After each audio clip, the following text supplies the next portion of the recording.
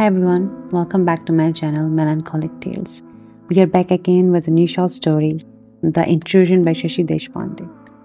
Shashi Deshpande is a prominent Indian author known for her insightful and nuanced portrayal of women's experiences in contemporary India. Her works often delve into themes of marriage, family, and complexities of female identity. Her short story, The Intrusion, explores the delicate balance within a marriage. The story reflects the trauma and humiliation of a young bride who finds herself victimized by patriarchal demands. The story highlights the importance of consent, respect, while shedding light on societal pressure and expectations that contribute to marital discord. Let's begin our story. The Intrusion. We looked blatantly out of place there. Tiny houses, almost miniature ones, a speak and span, a little path so narrow that if we stretched our arms, we could touch the houses on both sides. Why had we come here? I walked stiffly, self-consciously, trying hard to seem unaware of the stares, the curious eyes that followed us. I wish I could turn around and stare back with the same curiosity, but all I could do was to peep covertly through the corners of my eyes. Men in checked lungis sitting at fishing nets, drying fish laid out in rows on poles, women with bold faces and gold ornaments, all the signs of a fishing village. But, I thought, if this is a fishing village, where is the sea? And then we reached the end of the lane, turned right, and there suddenly, enchantingly, was the sea in front of us, immense and fascinating. And again, rows and rows of fish hung up to dry, looking at us and at the blue of the sky with sightless, accusing eyes. I stopped and stared. He stopped too, and looked at me with a very slight impatience which aroused the faintest whiffs of annoyance in me. Then he beckoned to me with a friendly smile, and I hurried on. Now we were walking on the sand, squelchy, oozing, almost black. The sea must have been there not long back, during the high tide. I found it difficult walking in my high heels, with my heavy sari squashing damply around my ankles. I was conscious of an unreasonable pang of irritation against him. As though sensing my discomfort, he held my arm to help him, but awkwardly too tight, and I wanted to protest, to release my arm from his constricting grip. The sea had left innumerable shells on the shore, which crunched under our feet, and I bent down to pick up one. Any excuse to loosen his hold on my arm. But horrors! There was something alive, something crawling in the shell, and I threw it away in disgust and hurried on after him. Now thankfully we were out of the sand and back in the village. But a village that looked so different, it was difficult to believe it was the same.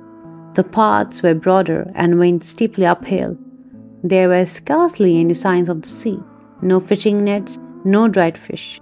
Instead, there was the familiar lacy foliage of the drumstick tree, outlined sharply against the sky, the drumsticks hanging limply and peacefully from the branches. I had no time to look around. The man, loaded with our new, expensive suitcases, was already at the top of the hill, and I had to hurry, to stumble on uphill, panting, wishing now for the support I had only spurned. "We're almost here," he said, encouragingly, and yes, we had left all the huts behind us.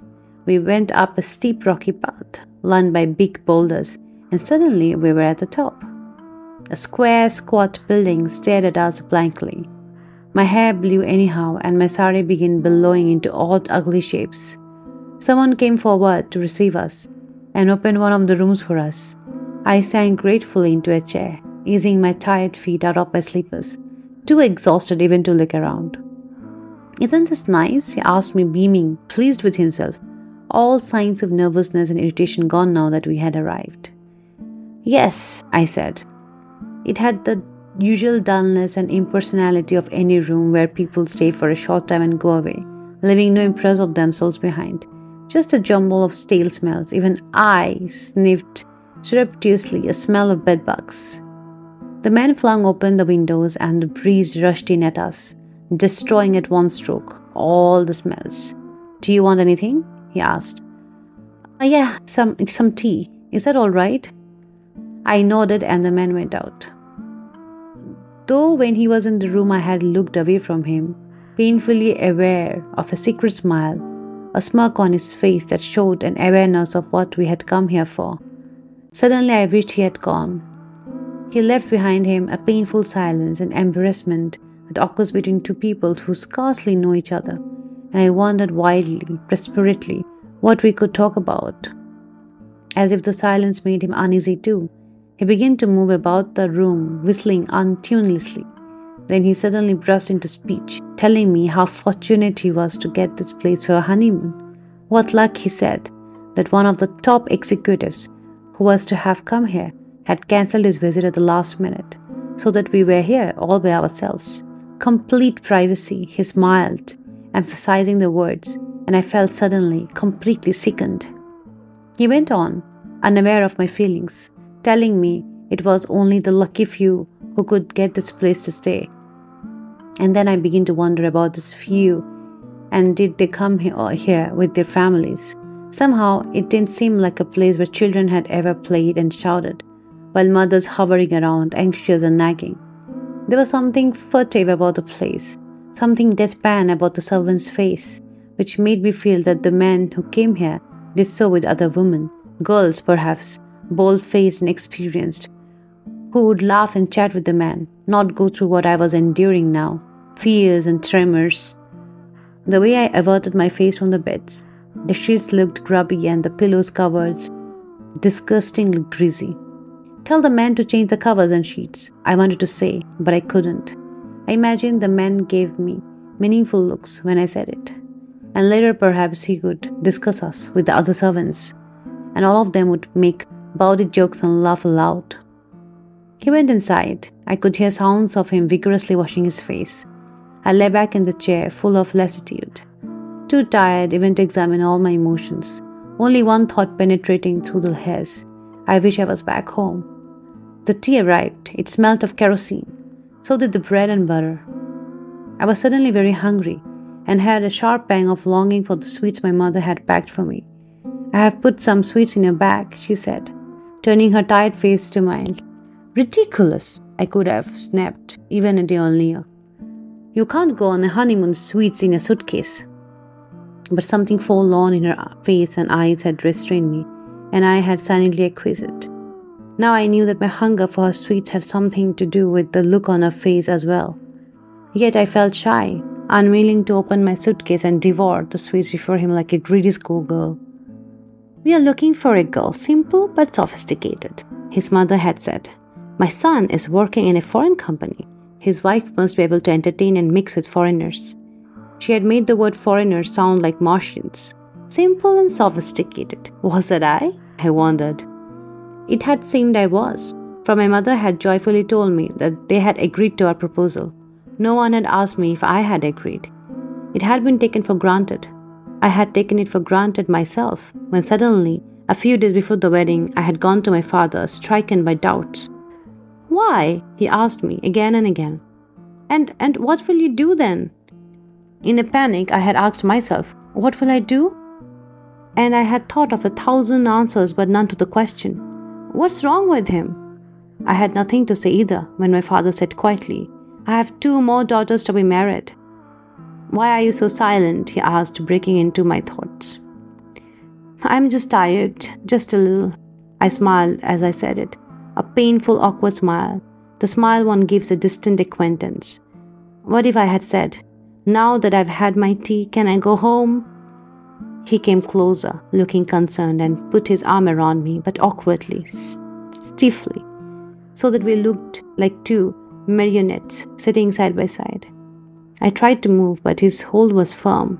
He smelled of sweat. Through his glasses, his eyes had a sardonic gleam that frightened me. Isn't it a bit stuffy here? Isn't it?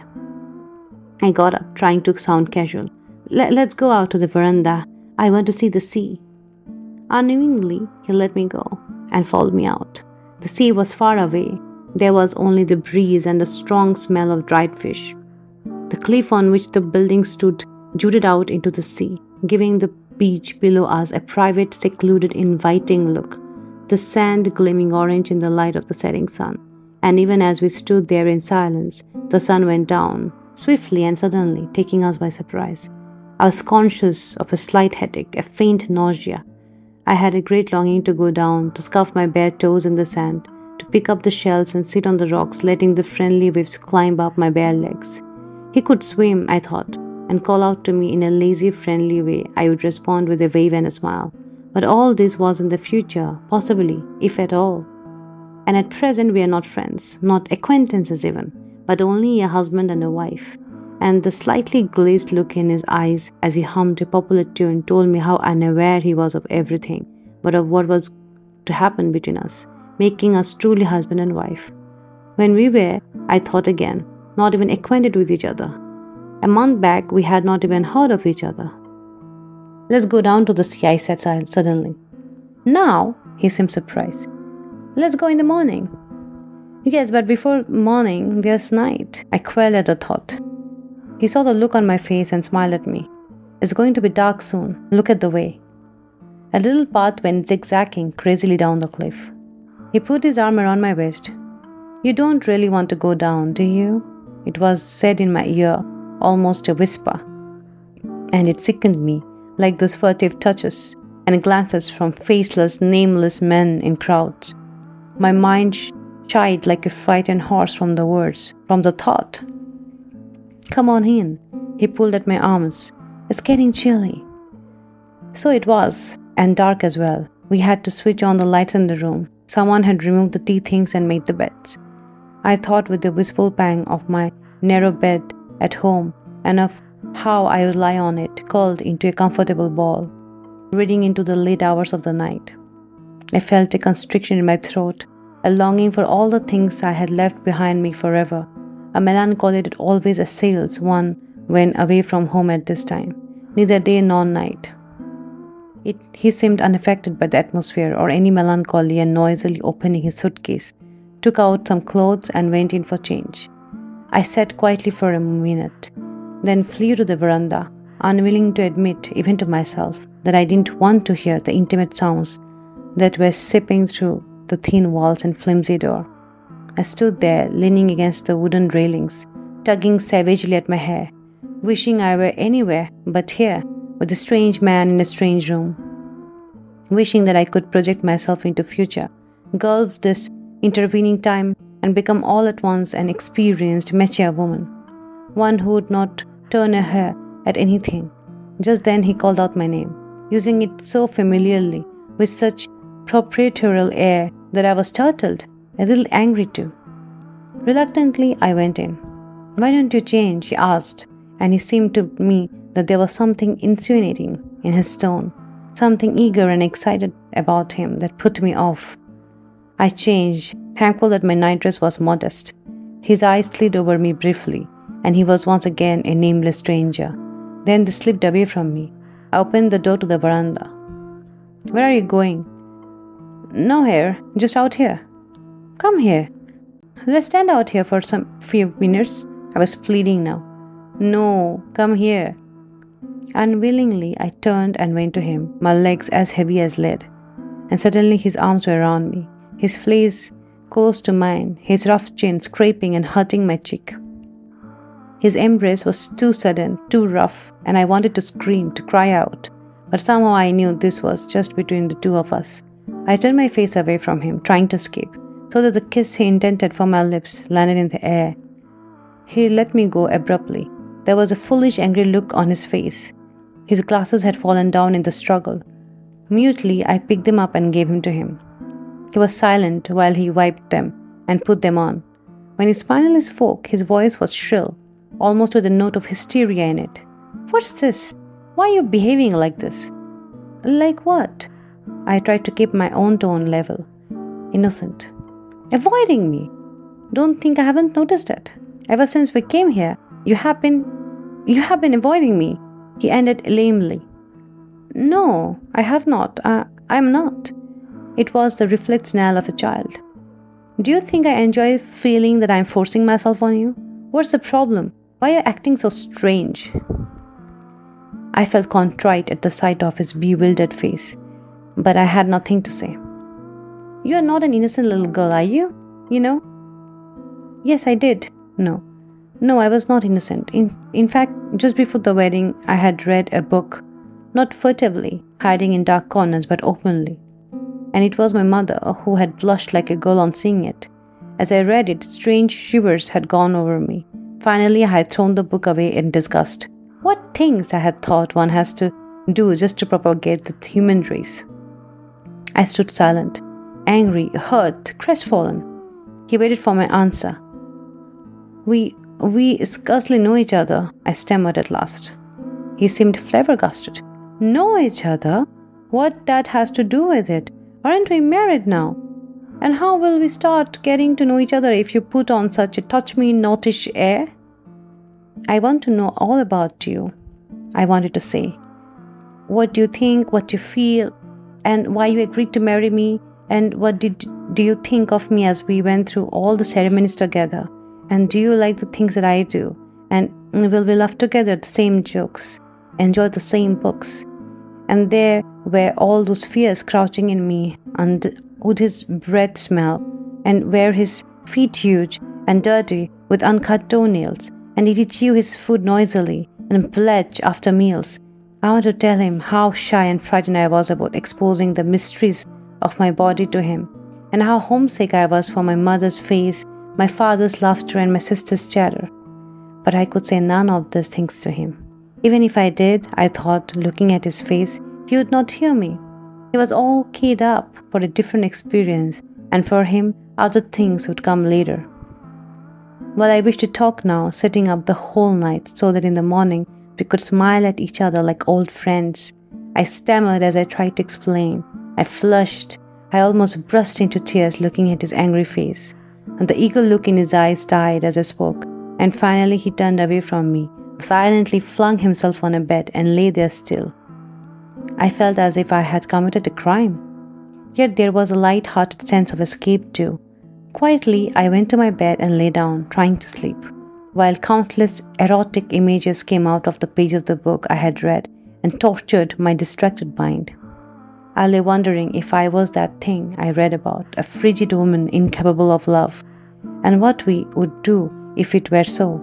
I imagined myself returning to my parents' home, shamed and rejected, and the consternation and grief it would cause there. My sister's marriages, held up forever, my parents disgraced, all because of me. Simple and sophisticated, I told myself, choking myself with my blanket to prevent my gurgle of laughter from being heard. But how can I, with a man I scarcely know? It's not fair, I thought angrily. It's indecent. He should have given me some time. What a way to spend our honeymoon, I thought, imagining him sulking the whole time and I moving around with a load of guilt, shame, and fear. What will we tell others when we go back? I must have drifted off into sleep at some time, because I woke to the dull, booming sound of the sea coming in. There was scarcely any pause, I noted drowsily, in the thundering noise. I did not wake up all at once, but drifted for some time between sleeping and waking, struggling out of a confused dream that I was lying there on the beach, where I had so long to go, and that the waves were pounding me. And then I woke up to realize that the sound of the sea was real, but I was on a bed and not on the beach, and it was not the sea that was pounding my body, but he, my husband, was forcing his body on mine. I was too frightened to speak. My voice was strangled in my throat. I put my hands on his chest to push him away, but it was like trying to move a rock. I could do nothing. He put his lips on mine, and this time I could not move away. There was no talk, no word between us, just this relentless pounding. His movements had the same rhythm, the same violence as the movements of the sea. Yet I could have borne the battering of the sea better, for that would hurt, but not humiliate like this. At last, mercifully, it was over, my body having helped him by some strange instinct beyond and outside me. And the cry I gave was not for the physical pain, but for the intrusion into my privacy, the violation of my right to myself. I drew the sheets over myself and lay quietly, afraid to move, thinking of nothing, my mind absolute blank. When sensation and feeling came back with the surge, my first thought was that I could not hear even the sea now. I wondered why, till I realized that there was another sound drowning it. I looked at him. He was laying on his back, legs flung apart, snoring loudly and steadily. Hope you liked today's story. If you did, please do like and subscribe to my channel. Thank you.